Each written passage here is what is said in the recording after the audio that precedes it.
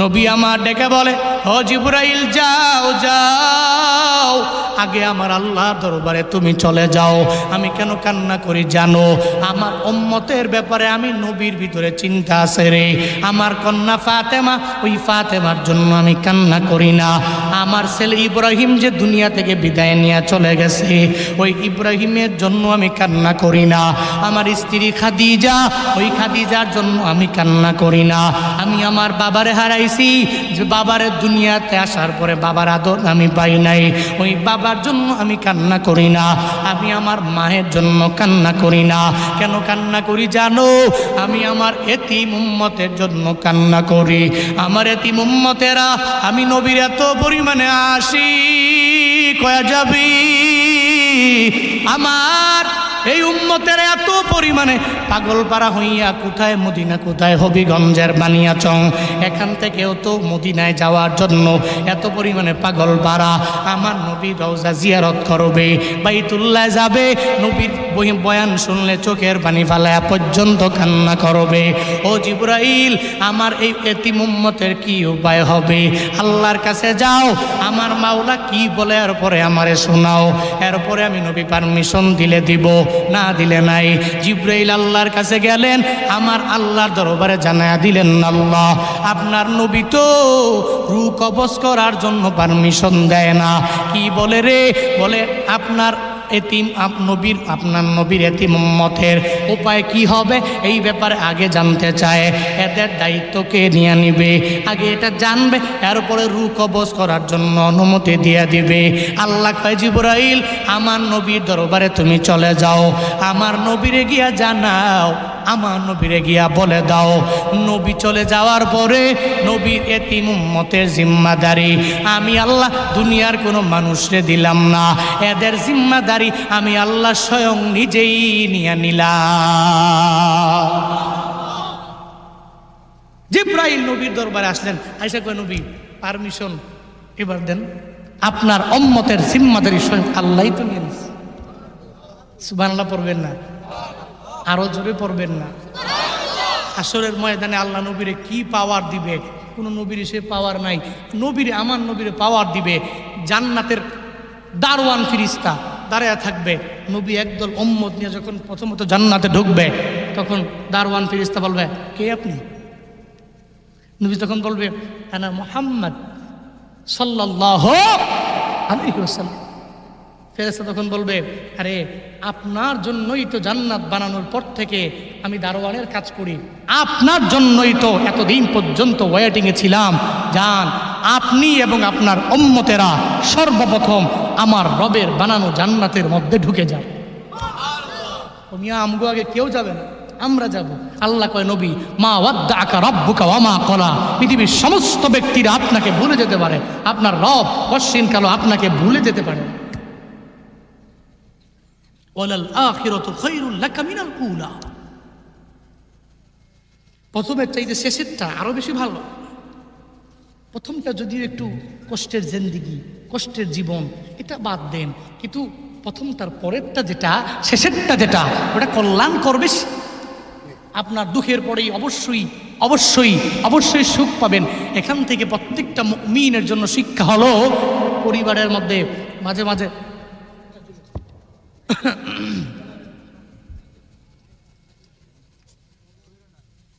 পরিবারের ভিতরে মাঝে মাঝে দেখবেন ঝড়ঝাপটা আসে, পরিবারে কেউ কথা শোনে না। হায় হায়, কি একটা অবস্থা হয়ে গেছে, পরিবারের কেউ কথা মানেও না, কেউ কথা শুনেও না। এমন একটা পরিস্থিতির শিকার মাঝে মাঝে হইতে হয় না? মনে হয় যে ডিপ্রেশনে পইরা এমন কিছু লোক বলে মনটা সে মইরে যাই। ঠিক কিনা?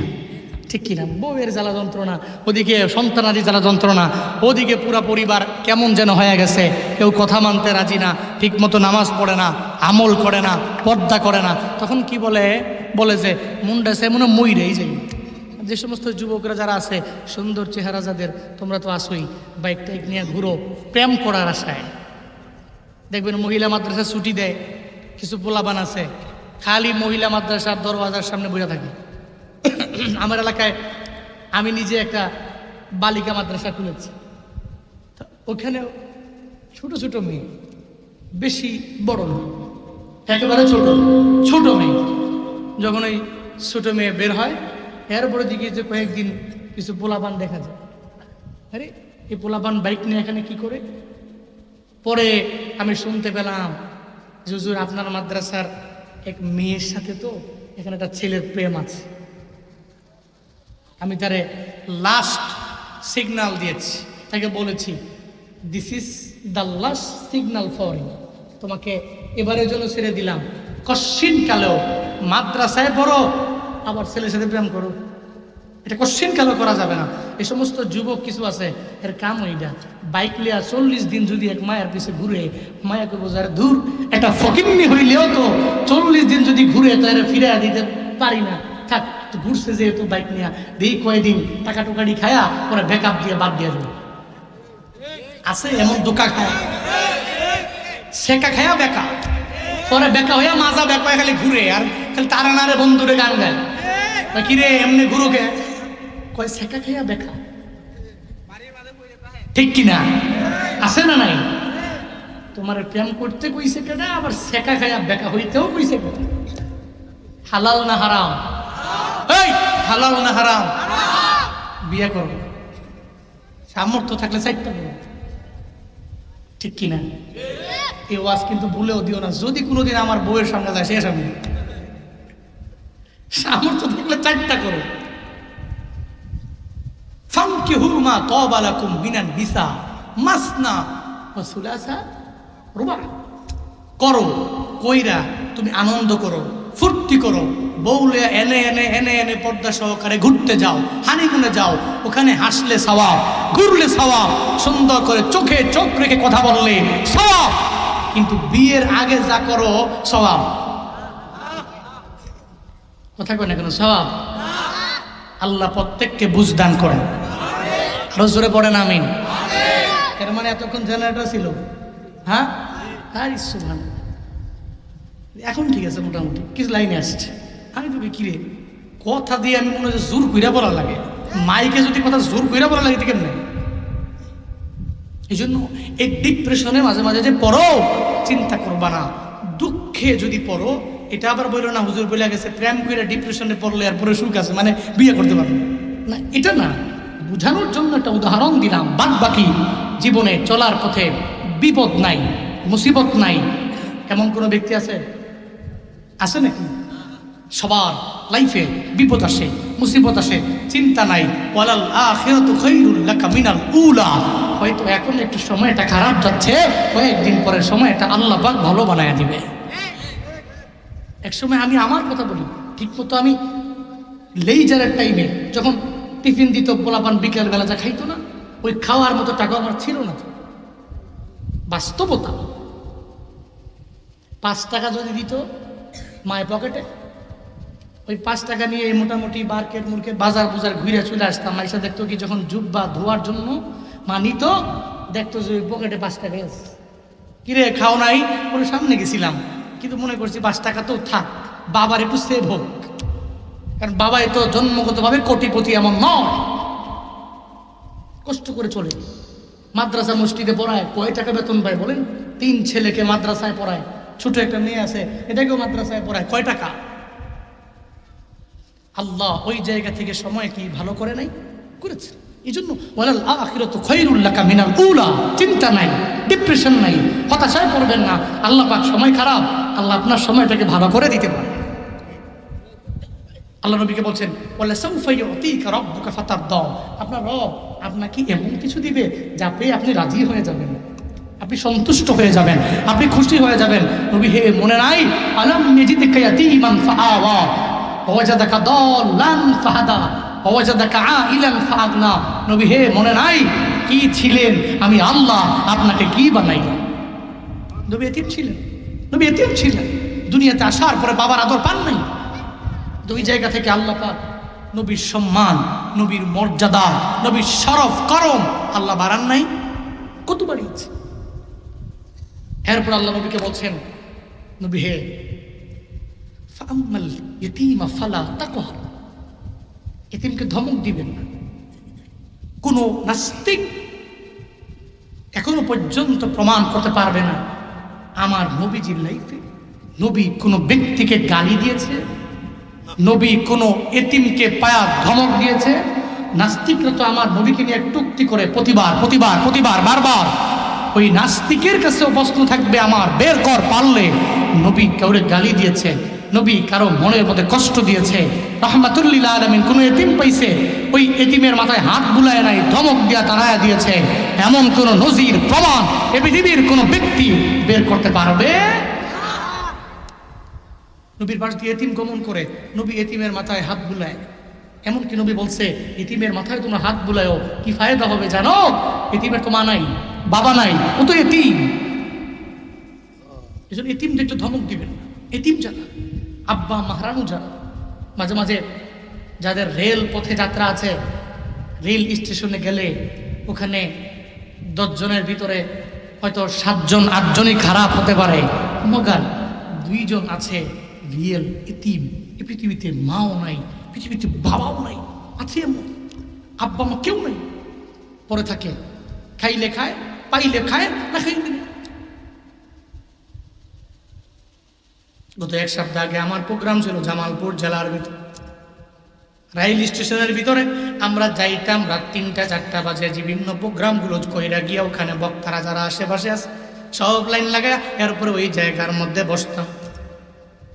হঠাৎ করে আমার কাছে এক ছোট্ট একটা পিচ্চি বাচ্চা যখন আমার দরবারে আসে, আইসা বলে, হুজুর ওই জায়গায় বার্গার বিক্রি করে রাত বাজে 3টা, বার্গার বিক্রি করে বারবার খাইবার বড় মনে হচ্ছে, আমার একটা বার্গার খাওয়া দিবেন? সারা দিন লাগে মানুষের দরবারে বলেছি, কেউ আমারে দেয় না। আমি বললাম, দাঁড়াও একটু চাটাকে শেষ করার মতো সময় তুমি আমারে দাও। আমি তাকে সঙ্গে করে লইয়া রওনা হয়ে গেলাম ওই বার্গারের দুধ। যা বললাম, দামি যেই বার্গারটা আছে আগে 1 নম্বরে, আগে তারে বার্গার দাও। তাকে সঙ্গে করে লইয়া চেয়ারের মধ্যে বসলাম আর জানাইলাম, তুমি এখানে কি করো? এত অল্প বয়সের বাচ্চারা হয় স্কুলে পড়বে, না হয় মাদ্রাসার মধ্যে পড়াশোনা করবে। ওই ছেলেটা আমায় জানায়, হুজুর আমার মা নাই, আমার বাবাও দুনিয়ায় নেই, আমি বড় এতিম, আমি এত পরিমাণে অসহায় হয়ে গেছি, কেউ আমার ডাকও দেয় না, আমার দাদাও নাই, দাদিও নাই, মা বাবা হারাইয়া দুনিয়াতে আমি একা একা এই রেল স্টেশনের মধ্যে পড়ে থাকি। কেউ দিলে খাই, 1 বেলা খাই, আর 1 বেলা আমি খাবারও ঠিক মতো পাই না। চোখের পানি ছেড়ে দিল, হুজুর আপনার দরবারের জন্য এই রাত গভীরে আপনার দরবারে গেলাম, আমার মন চাইছে একটা আলেম যেহেতু আসছে তার দরবারে বললে সে ফিরে দিবে না, এজন্য আমি আপনার দরবারে বললাম হুজুর বার্গারটা খায়া এরপরে আমি ঘুমানোর জন্য ওই জায়গায় একটা কাঁথাও আমি বিছায়া রাখছি, ওই জায়গার মধ্যে আমি ঘুমায়া যাব। ও বান্দারা, এজন্য এতিম যে ছেলেটা, যাদের মাও নাই, যাদের বাবাও নাই, পকেটে থাকলে ওদেরকে কিছু হাদিয়া দিবেন, এদের কাছ থেকে দোয়া নিবেন রে এতিম। আমার নবী এতিম ছিল, তুমি এত পরিমাণে এতিম হয়ে গেলা, আমার জন্য মাওলার দরবারে দোয়া কইরা দিবা। আল্লাহর দরবারে এতিম যখন দোয়া করে আমার মাওলা কবুল করে নেয়। শুধু তাই না রে বাবা, এতিমের মাথার মধ্যে যদি কোনো এক আল্লাহর বান্দা যায় হাত বুলায়, ওই এতিমের মাথার চুল পরিমাণে সওয়াব আমার মাওলা হাত বুলানোওয়ালার আমল নামায় দিয়ে দেয়। আল্লাহ পাক নবীরে বললেন, ও পয়গম্বর, জীবনে কোনোদিন এতিমকে ধমক দিবেন না, এজন্য নবী এতিমরে ধমক দেয় না। আল্লাহ পাক নবীরে জানাইলেন, ও আম্মাস সাইলা ফালা তানহার, ও পয়গম্বর আমার, জীবনে কোনোদিন সওয়ালকারী ভিখারিকে কশিন কালে আপনি ধমক দিয়া তাড়ায়া দিবেন না। ভিখারি যদি আপনার দরওয়াজার সামনে আসে, ওরে ফিরে দেওয়া যাবে না। মাঝে মাঝে কারো কারো একটা বদ অভ্যাস হয়ে গেল, কে যেন বলল বাংলাদেশে ভিক্ষা ব্যবসা শুরু হয়ে গেছে। এই চিন্তাটা অন্তরের মধ্যে নিয়া এখন ভিখারি, রিয়েল ভিখারি যারা, যারা নিঃস্ব অসহায় যারা, দেখবেন একে দুষ করে 10-এ বইনা মরে, 2-3 জন 5 জন 10 জনের জন্য বাকিরা যারা অধিকার পাবে, যারা পাবে নিশ্চয়ই পাবে, এরাও অনেক সময় মাহরুম হয়ে যায়, বঞ্চিত হয়ে যায়। না রে বাবা, জীবনে কোনোদিন এমন হওয়া যাবে না। তোমার কাছে যদি কোনো ভিখারি আইসা বলে, এই লোক রে, ও ধনী রে, আমার একটা টাকা দাও, এই টাকা নিয়ে আমি চলে যাব, আমার সন্তানের কাছে যায় আমি চকলেট নিয়ে যাব, একটু মজাও নিয়ে যাব। অনেক ভিখারি আছে, ওই ভিখারি সন্তানগুলোর মায়ায় পড়ে পড়ে এরপরে ভিক্ষা করার জন্য বের হয়ে যায়। সকালবেলা যখন বের হয় সন্তানগুলো ভিখারিরে বলে, ও বাবা আমার। সব বাবারা তাদের সন্তানের জন্য মজা নিয়ে আসে, অফিস থেকে আসার সময় মজা আনে, বের হয়ে গেলে আসার সময় হাতে একটা না একটা কিছু নিয়ে আসে। তুমি আমাদের কেমন বাবা, তুমি আমাদের জন্য কেন নিয়ে আসো না, কেন কেন আসার সময় মজা নিয়ে আসো না? তখন দেখবেন ওই ভিখারি দিনটায় ঘুরে ঘুরে ঘুরে ঘুরে বেড়ায়, ধনির দরবারে যায়, ধনির গাড়ির সামনে দাঁড়ায় থাকে, বারবার গাড়ির মধ্যে টোকা মারে আর দেখে বলে, ও ধনীওয়ালা, সব ধনীরা ফিরে দিলেও তুমি ফিরাইয়া দিও না। বিকেলবেলা আমাকে একটা টাকা যদি আমায় দাও, আমি এই টাকাটা নিয়ে চলে যাব, আমার সন্তানের জন্য একটু মজা কিনে নিয়ে যাব। ও ধনীরে, তোমাদের সন্তানেরা তোমাদের কপালে চুমু দেয়, তোমাদের সন্তানেরা তোমাদের নাকে চুমু খায়, তোমাদের গালে চুমু খায়। আমরা ভিখারিরা যারা, আমরাও তো বাবা, আমাদেরও তো মন চায় সন্তান আমাদের নাকের মধ্যে চুমু খাক, আমাদের গালের মধ্যে চুমু খাক, আমাদের কপালের মধ্যে চুমু খাক। তখন দেখবেন ওই ধনী ভিখারিকে ফিরাইয়া দেয় না। আল্লাহ নবীরে কয়, নবী জীবনে কোনোদিন কোনো ভিখারিকে ধমক দিবেন না। আপনারাও নিয়ত করেন, জীবনে কোনোদিন কোনো ভিখারিকে ধমক দেওয়া যাবে না, কোনো এতিমকে ধমক দিয়া তাড়াইয়া দেওয়া যাবে না।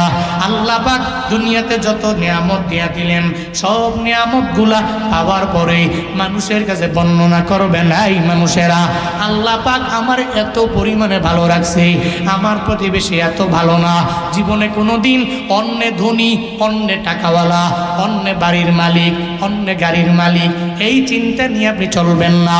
মনে করবেন আমার চাইতেও নিম্ন শ্রেণীর মানুষ আমার এলাকায় আছে, আমি তো খাইতে পারি, আমি চলতে পারি, আমি সুন্দর করে হাঁটতে পারি, আমার চাইতেও তো দুর্বল এলাকার মধ্যে আছে, এরা তো চাইলেও খাইতে পারে না, এরা তো চাইলেও চলতে পারে না। ও বানিয়াচংয়ের আম্মা জানেরা, ও আমার মা বোনেরা, মনোযোগের কান লাগায় শুনিও। আজকের এই ময়দান থেকে জুনায়েদ আল হাবিব তোমাদের দরবারে আবদার জানাই গো মা ও বোনেরা, জীবনে কোনোদিন এই চিন্তা করবেন না আমার প্রতিবেশী আমার চাইতে ভালো আছে। আপনারা তো মাঝে মাঝে রাগান্বিত হয়ে যান, ক্রোধান্বিত হয়ে যান, এরপরে আল্লাহরে পর্যন্ত মাঝে মাঝে ধমক দিয়া দেন। আল্লাহ শুধু আমার পাশের বাড়ির ভাবিরেই দেখে, আমারে দেখে না। পাশের বাড়ির প্রতিবেশী শুধু বড় লোক হয়ে যায়, শুধু বিল্ডিং বানায়, দামি বাড়ি গাড়ির মালিক হয়, আমি কেন হই না? এই চিন্তা নিয়ে কষ্টিন কেন মনের মধ্যে ঢুকাবেন না, চলবেন না। আল্লাহ আপনারে যা নিয়ামত দিয়েছেন, ওই নিয়ামতগুলো মানুষের কাছে বর্ণনা করে করে চলবেন। আজকের এই মাহফিল থেকে শিক্ষা হলো সূরা দুহা থেকে, রে বান্দা, শিক্ষা হলো জীবনে কোনোদিন আমি ডিপ্রেশনে পড়ব না, হতাশার মধ্যে পড়লে আমার আল্লাহর উপরে তাওয়াক্কুল করে আগায় যাব। আলোর পরে অন্ধকার, আবার অন্ধকারের পরে আমার মাওলা আনো আইনা দিতে পারে। নিশ্চয়ই দুঃখের পরেই সুখ আছে। এখন থেকে ডিপ্রেশনে পড়ব না, হতাশায় পড়ব না, জীবনে কোনোদিন কোনো এতিমকে ধমক দিব না, কোনো সাহেলকে ধমক দিয়ে আমার দরবার থেকে তাড়াইয়া দিব না। এতিম দেখলে মাথার মধ্যে আমি হাত বুলাইয়া দের থেকে দোয়া নিয়ে চলবো। মাজলুম রে কশিন কালেও জুলমের শিকারি বানাইয়া অনেক বেশি অত্যাচার করব না। জালেমের বিপক্ষে দাঁড়াবো, মাজলুমের পাশে গিয়া দাঁড়াইয়া যাব। সূরা দুহা থেকে এই শিক্ষা নিয়ে বাড়িতে যায় যায় আমল করার জন্য কারা কারা তৈয়ার? দুইটা হাত তুলে আমার আল্লাহকে দেখাও। ও দয়ার মালিক, হবিগঞ্জ বানিয়াচংয়ের দিকে তাকায় দেখেন আল্লাহ, আপনার বান্দারা এই রাত পর্যন্ত এতক্ষণ পর্যন্ত বয়ান শুনলো। আল্লাহ গো, আমি বয়ান করলাম, এরা শুনলো। বক্তা শ্রোতা উভয়কে ডিপ্রেশনে পড়লে তোমার উপরে তাওয়াক্কুল করে চলার মতো তৌফিক দাও। ও আল্লাহ, এতিমদের মাথার মধ্যে হাত বুলানোর মতো তৌফিক দিয়া দাও। আয় আল্লাহ, সাহেলকে ধমক দিব না, আয় আল্লাহ সাহেলের সাথে ভালো আচরণ করার তৌফিক দান করো। তুমি যা নিয়ামত দিয়েছো মানুষের কাছে বর্ণনা করার মতো তৌফিক দাও। আয় আল্লাহ, অকৃতজ্ঞ বানায়ো না, কৃতজ্ঞ বান্দা আমাদের প্রত্যেকের তুমি বানায় দাও। পড়ে না আমিন। আরো জোরে একবার মন থেকে পড়ে না আমিন। পড়েন আল্লাহুম্মা আমিন। আমাকে আবদার করেছে মাদ্রাসার জন্য। কে আছেন আমার আগের বক্তার কাছে চণ্ডী